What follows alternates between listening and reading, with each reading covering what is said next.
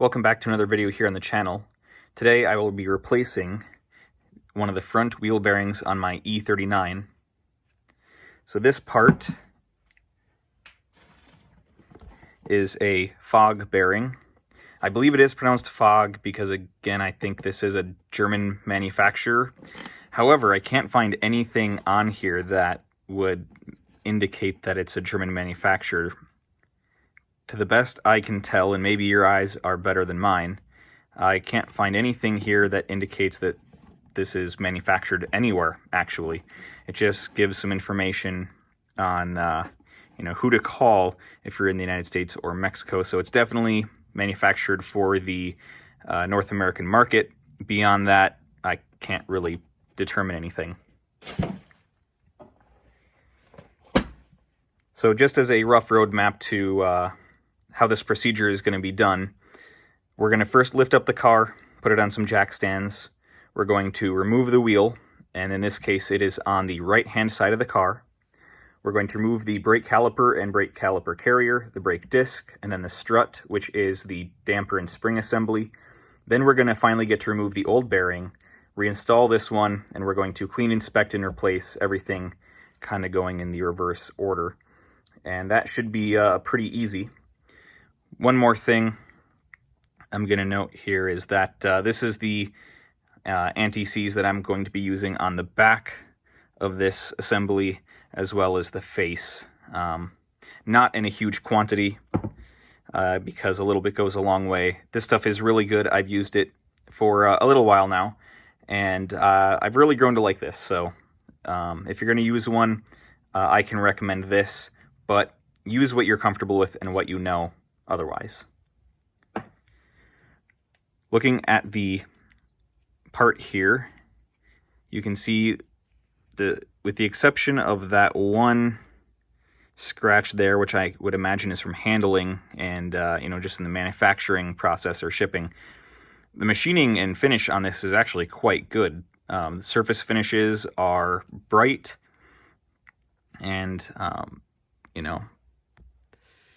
you can see they were pretty aggressive on their feed rate, facing this part off, but otherwise I'd say that's a pretty well-made part. These ones aren't cheap. These are about 140, 150 bucks a piece. You can get cheap bearings, but I've never had good luck with cheap bearings. Fun fact, this is the first wheel bearing I will have ever replaced on any of my cars, and this is the 5th car I've owned in total, and I've driven probably a few 100,000 miles for sure between all my cars, and this is the first time I've ever had to replace a wheel bearing. I'd consider that pretty good luck. So let's head out to the shop.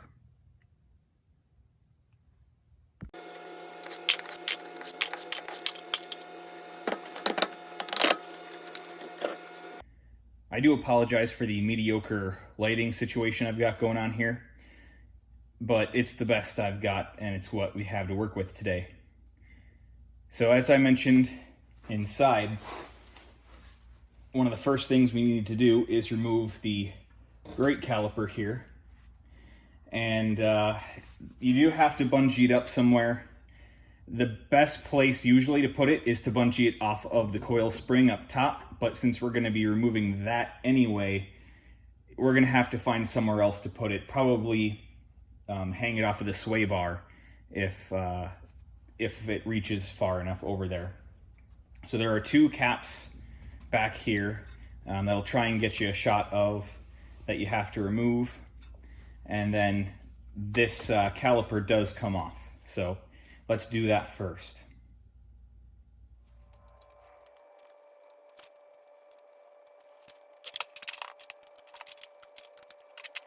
The fasteners behind here are a hex head, and they are an odd 7 millimeters. In this case, it'll be on my 3/8 inch drive ratchet.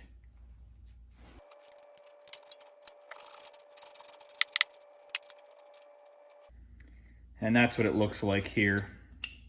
You can see how the bit fits in, and this is one of the caliper pins. This is what the caliper slides back and forth on.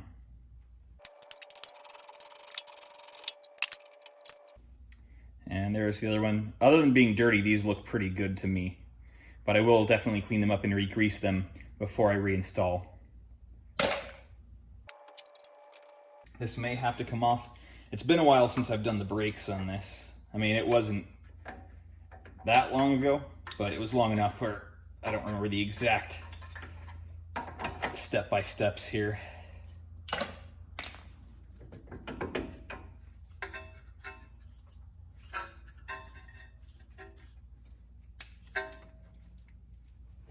Yeah, the only thing left holding this stuff on is friction.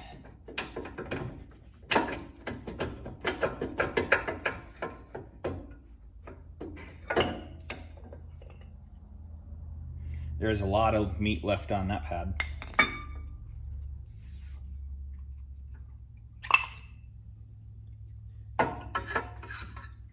And that one as well. They also look fairly even, not perfect. So the way that I have secured this caliper is just by putting the open channel of it over the sway bar here, and then just using one bungee to hold it there. And that is good because we will probably be loosening off this, or this is going to be moving around for sure. We're going to have to loosen this off. We're going to be loosening off that. Pretty much all this is going to be coming apart. The next step here is to take off the caliper carrier, the caliper bracket. You can call it whatever you want. These happen to be an 18mm head, and get your longer ratchet out for this one because they are typically on pretty tight.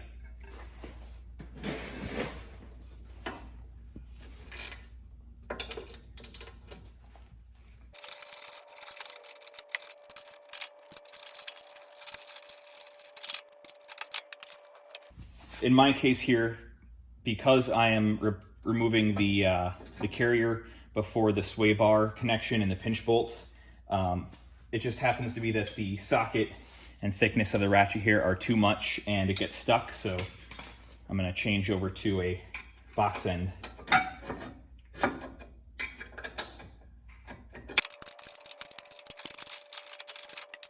So here you'll be left with two fairly large bolts and then the carrier. And I will also be cleaning this up because the pads will travel in this section right here. Hopefully I'm in frame. And you want those to be nice and smooth so that they can pinch the disc here as easily as possible. So because this is the threaded part, you can also put these right back in here, and that way you won't lose them or forget where they go. The next obvious step would be to remove the disc. It'll be a 6mm hex in this fastener right here. If this has never been removed, or if it's been a long time since this has been removed on your car, it is going to be a complete pain to get out. You will probably end up stripping it and you're going to have a bad day, so just be prepared for that.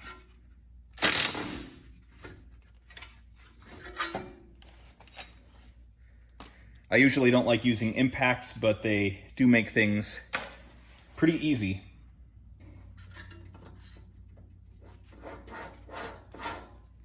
And you can hear that if it makes noise doing this under no load and a pretty low RPM, if it's making noise, you can imagine what it's going to sound like when you're actually driving. And if you've experienced something like this before, then you know what a bad wheel bearing sounds like. It's kind of a humming or a whearing sound.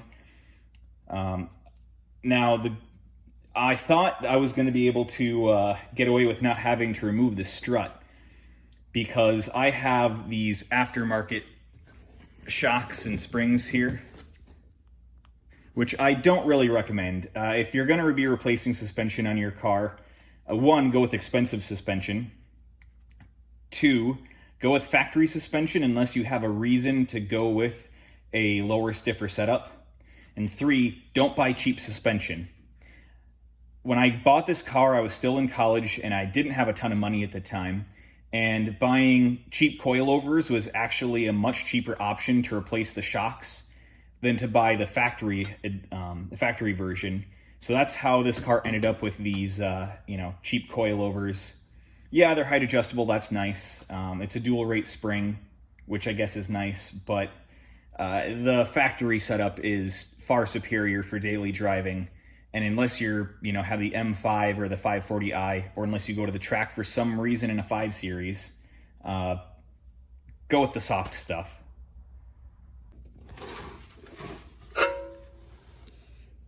So at this point, you may or may not be thinking, Casey, what are you babbling on about?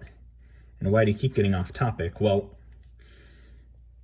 what I was trying to say earlier is that you can see how well all of these fasteners are exposed, and that's because this aftermarket shock doesn't go down as low and it's not quite as bulbous as the factory version. So I have access to every bolt except this one up here. This one, that may be obstructed, it's the one right up there. I can't quite get a socket on, so I will at the very least have to loosen the strut here, pull it up a little bit, maybe retighten it so that everything stays rigid, then undo everything. If you have the factory suspension, which you almost certainly do, you will have to remove the strut. And to do that, you will have to, it's probably best if you remove this bolt second. You don't have to remove this, that can stay. And then it's an 18 millimeter on this side, it's a 16 millimeter on the other side. Take it all the way out, and then this, there's a crease back here. If it would focus, there you go, you can see that there's a split. It's a parting line. And put a wedge in there. This is very soft aluminum, so don't wreck it, but put like a cold chisel in there, a nice wide one, and spread that open a bit, get some penetrating oil around here, and then that will allow the shock to raise up so we can get access to that. So if you have the factory suspension, you will have a little bit more work ahead of you. I should have a slightly easier time at this. Another thing here, don't forget about the wheel speed sensor. You need to undo that cap head bolt right there. Pull out the sensor, and we'll also have to be replacing that dust cap there onto the new bearing. So I'm gonna get that off and then probably get this loosened and pushed up.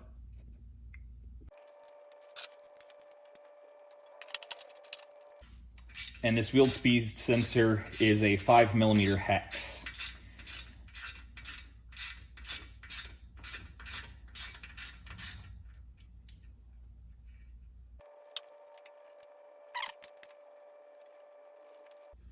And that is the wheel speed sensor. It's probably just a Hall effect sensor. That's what these usually are. The way that I pulled it out, if you can see here, is, and the strain relief, pinch right there and just kind of rock the thing back and forth and turn a little bit. It'll make its way out. Just don't rush because it is brittle plastic. All right, so the next thing I'm gonna have to do is loosen the pinch bolt for the strut, which is again 18 millimeters on this side and then 16 millimeters on this side. And I will probably have to turn this assembly again to get it straight forward and backward. All right, I'm not gonna make you sit through this whole thing. I'm gonna loosen up these bolts and then I'll meet you back here before we hit this thing out of here with the big hammer. Well, that was a lot of work. All these fasteners have a pinkish red Loctite on them, and also the ends will be rusted. So as you try to pull this out, or try and draw it out by unscrewing it, first it breaks loose, it's kind of stiff, and then it loosens up a little bit. Then it gets a little bit tighter and tighter as this damaged portion from the rust goes into the female thread in the bearing assembly. And then it will all of a sudden start cracking, where you'll turn it a little bit, it'll get really stiff and then crack. You'll turn a little bit, it'll get stiff and crack. And it's a little startling if you're not expecting it.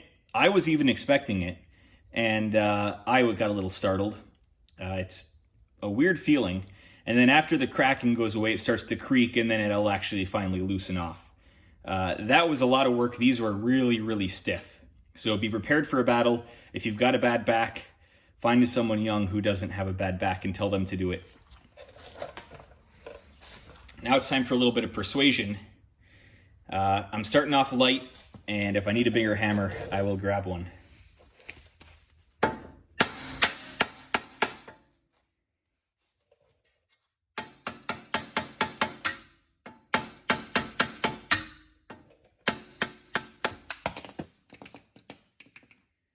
That was surprisingly easy.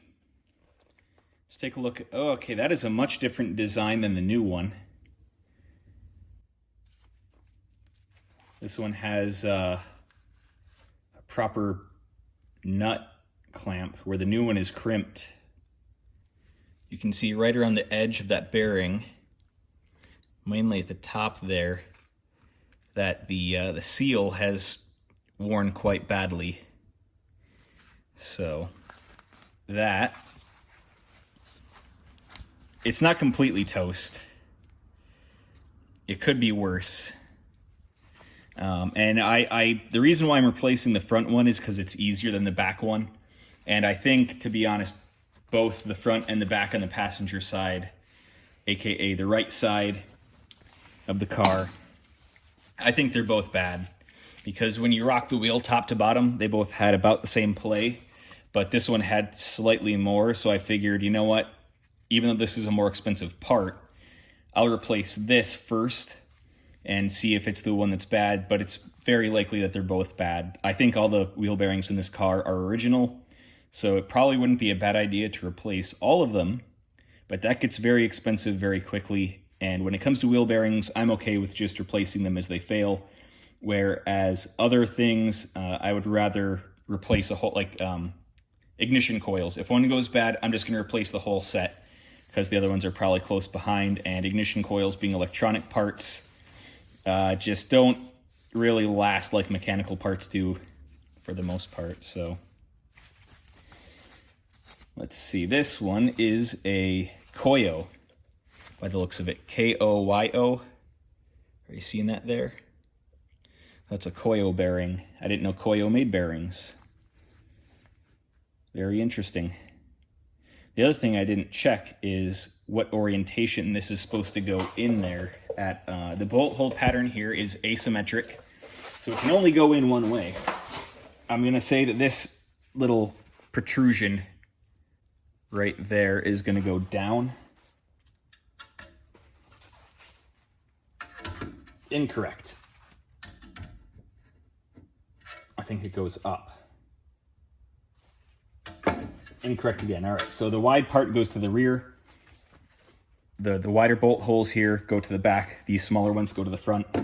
Goes on like that. And that makes a lot of sense. All right, next is to clean this up because that is pretty crusty. So as I mentioned inside, I'm using blue moly. And you can see the blue hue to this surface here. That's all you really need. You can go thicker, but it's just going to make more of a mess. And this stuff is already about as messy as it gets. And where I'm deviating from the manual here will be the fasteners. By the book, you're supposed to use, well, new bolts, but with Loctite, some sort of thread locker on here. Because I'm not reinstalling new hardware, I'm using old hardware with the exception of the new bearing. I want to preserve these as best as possible and make it as easy as possible the next time when someone, inevitably me, has to change this again. So I did clean these up with a wire brush by hand. One of them I had to use a wire wheel on. I wanted to avoid using a wire wheel because it'll take more of the galvanic coating off that prevents rust, but that coating of blue moly should really help. And then also on the back of this, I put a thicker coating of blue moly just to make sure that that never has a problem coming off. The old one didn't come off too tough, but you want to be careful here.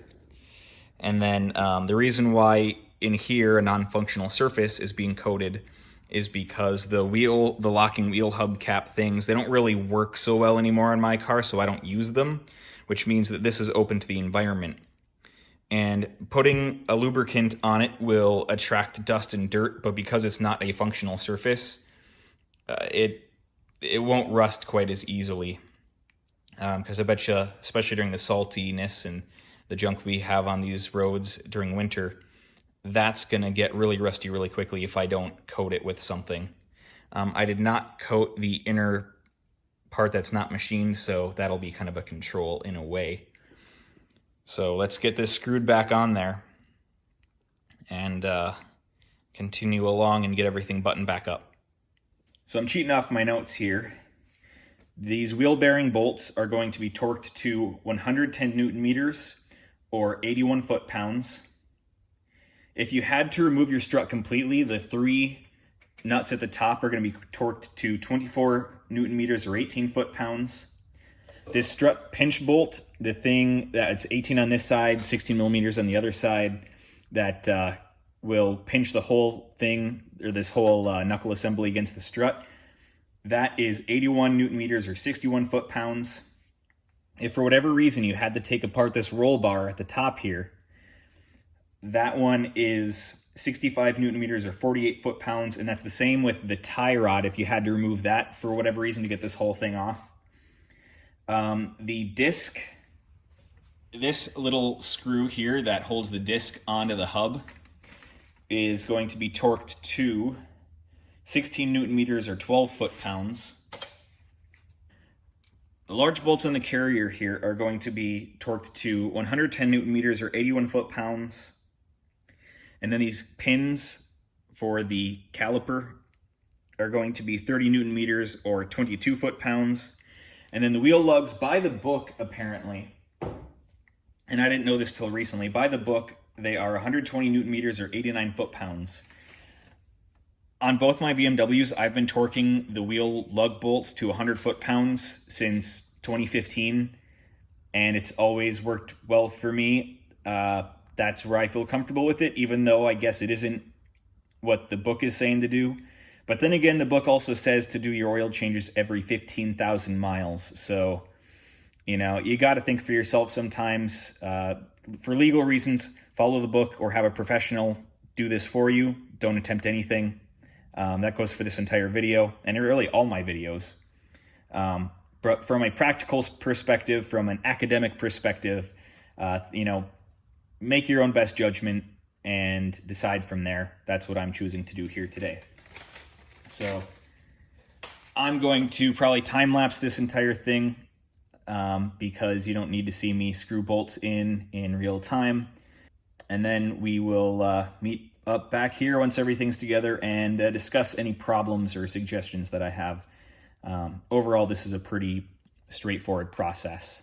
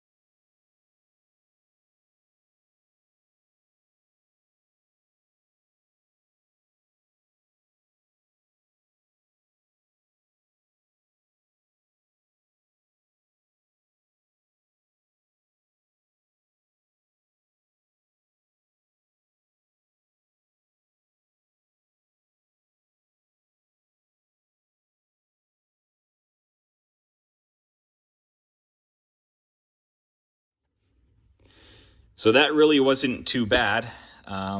Total time, I think it took me about 2.5 hours tops, and that includes filming. Whenever you film something, it easily doubles the amount of time it takes to actually get the job done. So the whole job really isn't that difficult. It's only, a total of a dozen fasteners you have to take off. The only tricky ones are the ones that hold the wheel bearing on from the back. They aren't that difficult to access. Even if you have the stock strut, which is a little more bulky, I don't think they're that difficult to access. It's just getting them off that's the issue. So if you've got a bad wheel bearing, don't be afraid to change it, so long as you have the skills and the knowledge to do the job. I'd say it's honestly a easier job to do. I'd say it takes a little less skill than other jobs. So I'd say if you're not comfortable with the car, don't do anything, obviously, but it's not that much more difficult than the brakes. If you can do brakes, you can do a wheel bearing. It's just going in a tiny bit deeper. And these cars, these BMWs, have been, in my opinion, the easiest cars I've ever worked on. I've said that a million times. They just are not that difficult.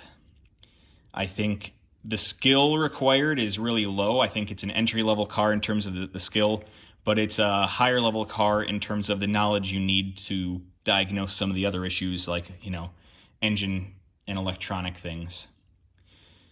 So I think that does it for this video. Thanks for joining me. Hope you enjoyed the video. I've got a lot of other car videos and videos on other topics, so go ahead and check those out too if you want. I usually don't like plugging that stuff. It gets irritating to everyone. But, just want to make an announcement that I do have more content than just this sort of stuff. So I think that does it. Until next time, see ya.